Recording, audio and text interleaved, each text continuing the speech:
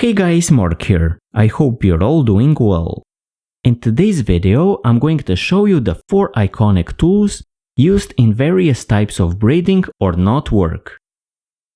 So here we have a lacing needle, a thread, a marline spike, as well as an awl. Each tool is designed for a specific purpose, and usually one person is not going to be using the whole range of tools. Some are used by sailors, some by leather workers, some by knot enthusiasts, and so on. When I started out, I had a lot of difficulty telling apart a lacing needle from a thread or a thread from a marline spike. They all differ in functionality, their shape, and purpose. So in this video, we're going to try to see how to tell them apart. So let's get started. If we take a look at the lacing needle first, the lacing needle is usually used either with leather lace or smaller diameter rope. It is usually fairly blunt on one side because we don't want it to snag into rope or lace.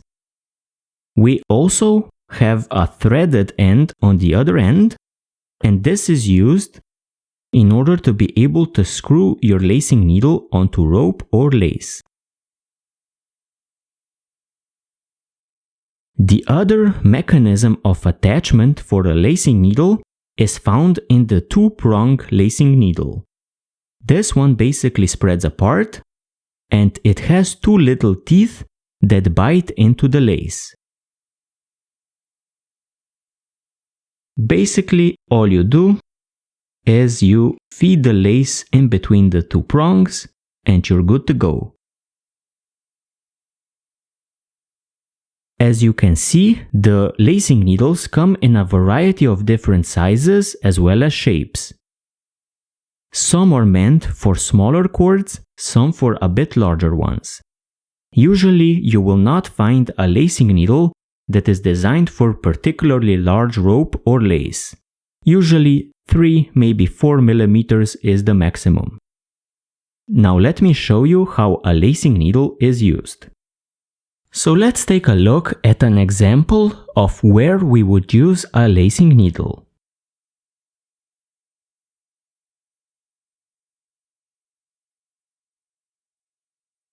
Lacing needles are usually used for 3 purposes. One is to make braided knots. The second is to do edge lacing or border lacing. And the third to do some center braiding. Now I'm going to show you here on a braided knot.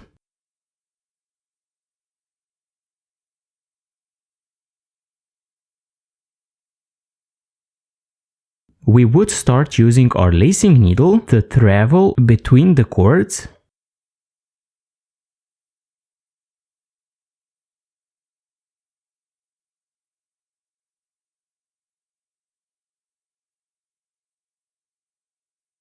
And you can see that the cord glides easily through.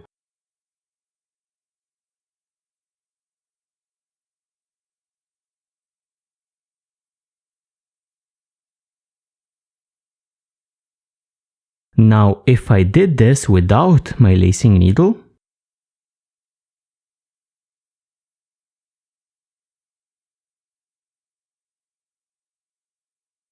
I would have to pull out every cord that I'm going under.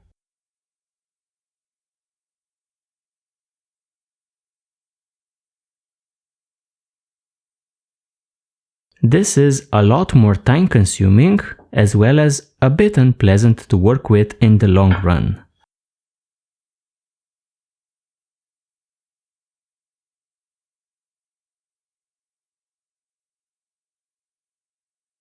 So, a lacing needle is usually a convenience item that really helps you work faster and more comfortably.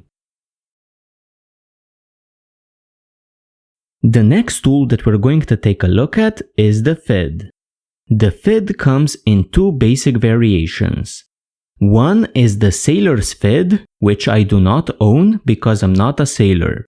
The sailor's thread is used to travel between the lay of the rope in order to do splicing or to untighten tightly tied knots. The braider's thread is the other variation, which I do own, and this one is used to either tighten up knots or do some spacing in between knots in order to make tying of a knot easier. There is also a process known as thread work, which is a traditional South American way of braiding, and it usually is done on various wraps. Now let me show you how a thread is used. If we take a look at the knot that we tied previously using the lacing needle, we can also use a thread to help us tie it. So if we continue, we can take our end and simply help with our thread to make the openings where we're going to tie our knot.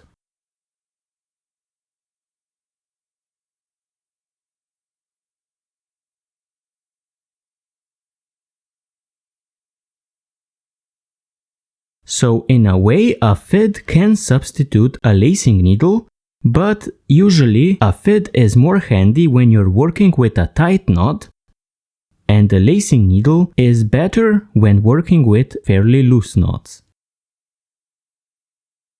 So if we continue, we can always raise a cord here and then push our cord through.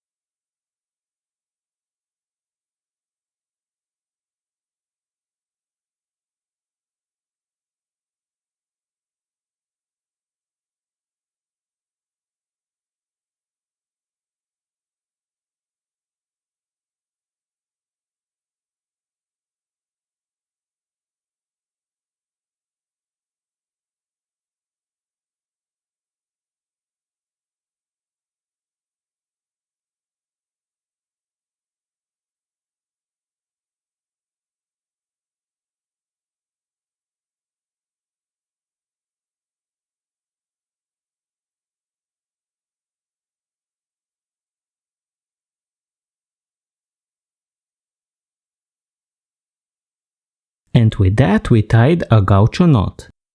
As you can see, a thread can be a useful braiding tool, especially when working with leather. With cord, usually a lacing needle is used. Besides creating spacing in your knots, the braider's thread also excels in tightening knots. Basically, it adds leverage, helping you pull the slack out of your knot very easily.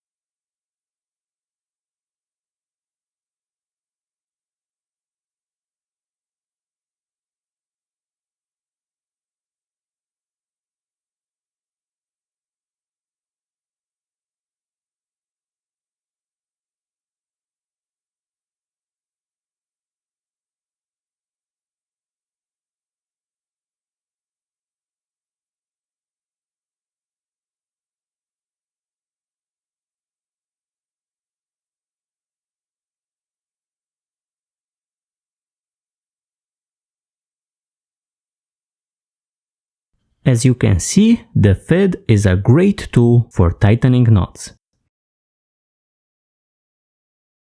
The next tool that we're going to take a look at is the marline spike. The marline spike is not named after the marlin, the fish, but after marline, which is a type of rope which was used and is used in order to secure the ends of the rope or for various other tasks that require smaller rope. A skilled seaman was called a marline spike seaman because of the skill with the marline spike. The marline spike can be used in order to either open tightened knots, to open shackles, rope shackles that is, or in order to pull on rope using the marline spike hitch.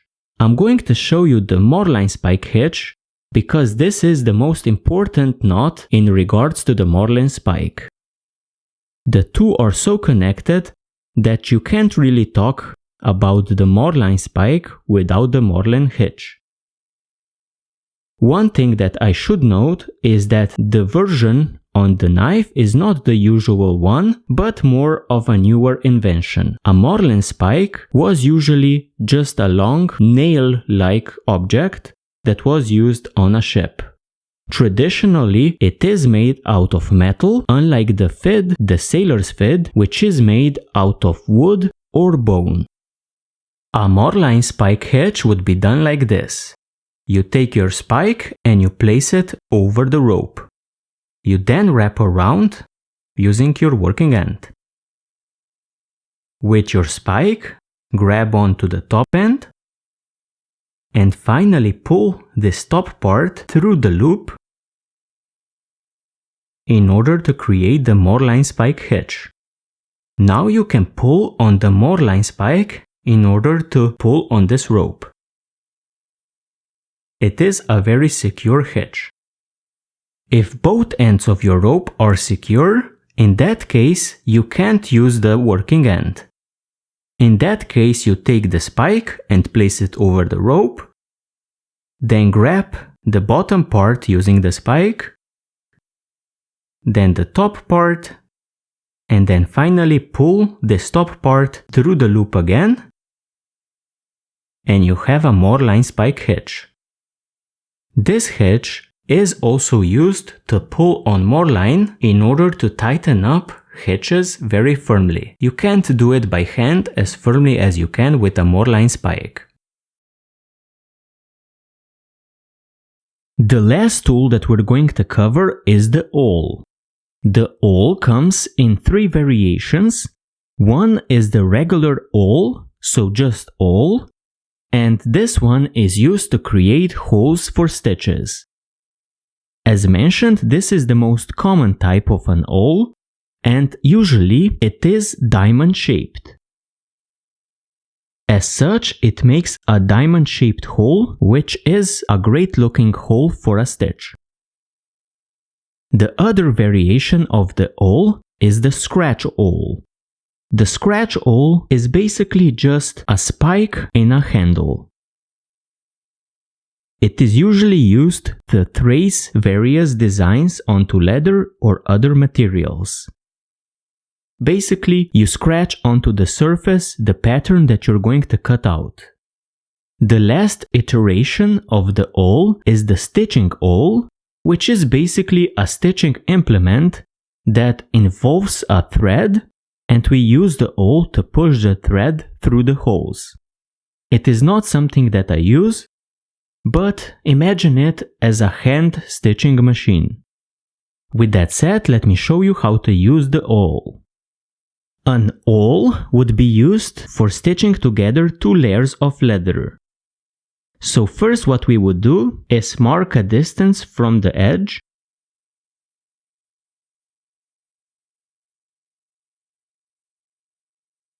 Then we would mark our stitches.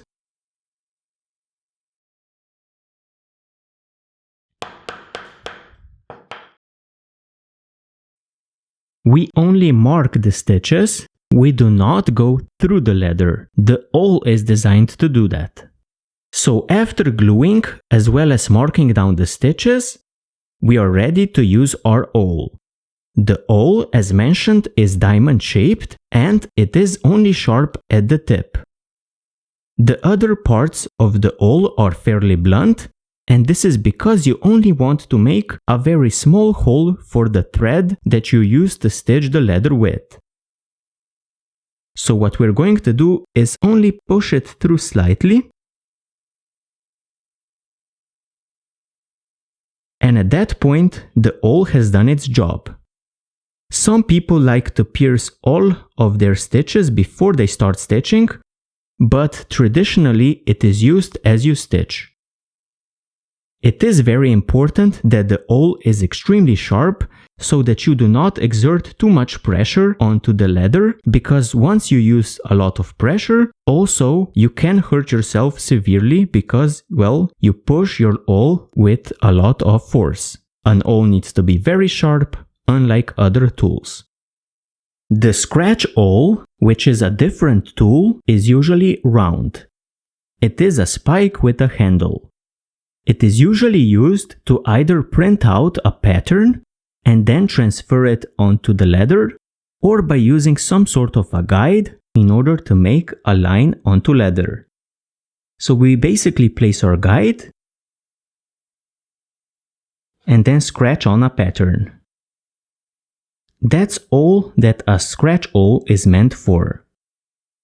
So guys, with that said, I hope that this video gave you at least a bit of an idea about what each of these tools is used for. I couldn't cover everything, and I don't think any video can, because it is also a matter of preference as well as personal experience about how we use a tool. But I think that a rough overview is still better than no overview. So with that said, I hope that this proved useful. Thank you and see you next time.